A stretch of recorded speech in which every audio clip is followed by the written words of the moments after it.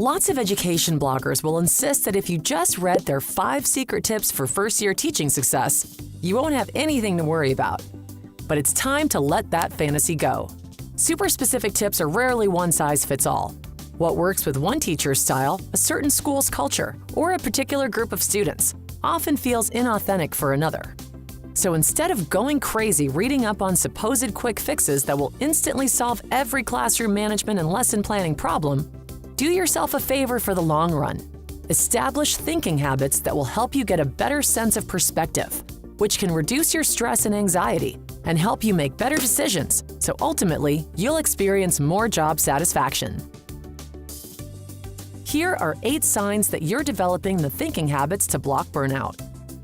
Sign number 1. You're keeping the hope alive at the bottom of the Dunning-Kruger curve.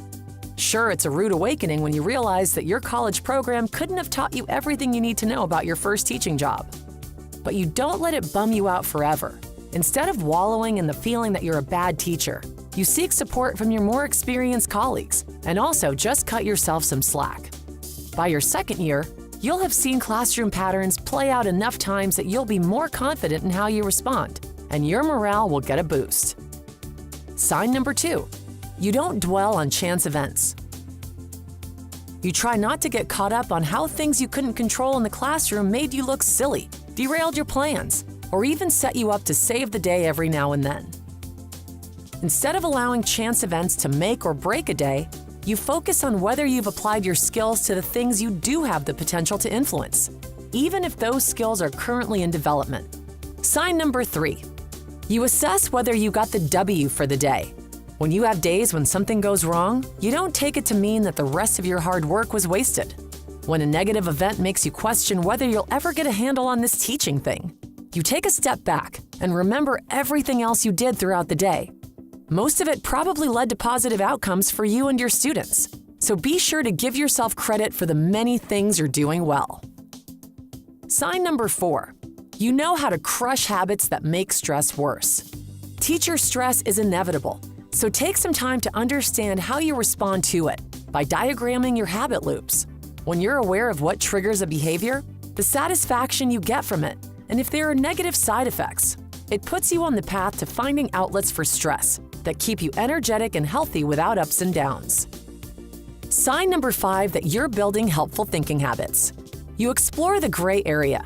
When you experience a moment of a strong emotion in the classroom, like brain-sizzling frustration, it can make you judge the situation in black and white terms, which means that you're only seeing the extreme opposites in it, like you only have the options of being either incompetent or an expert. But things fall into the gray area or middle zone more often than not, and recognizing that can help you remain more even-keeled. Sign number 6. You don't let top-of-mind examples overrun your judgment.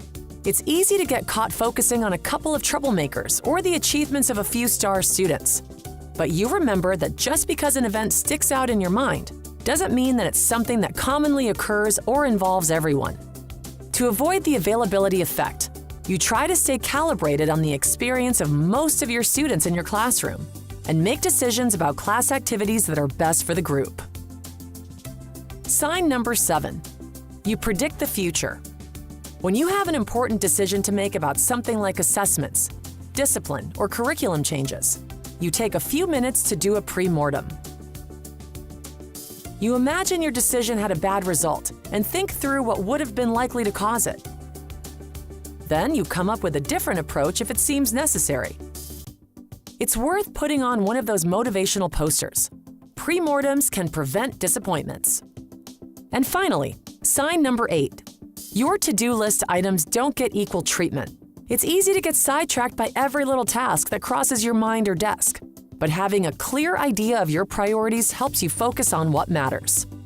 One way you do that is by ranking the big categories on your weekly to-do list and identifying the hours of attention you think they deserve. No matter where you are in your teaching career, you'll always need to manage your time, make judgment calls that benefit your students, and do what you can to keep your morale high and health strong. So look out for yourself and your students. Go to programs.howidecide.org to access the extra Burnout Blockers resources or rewatch the videos when you need a boost.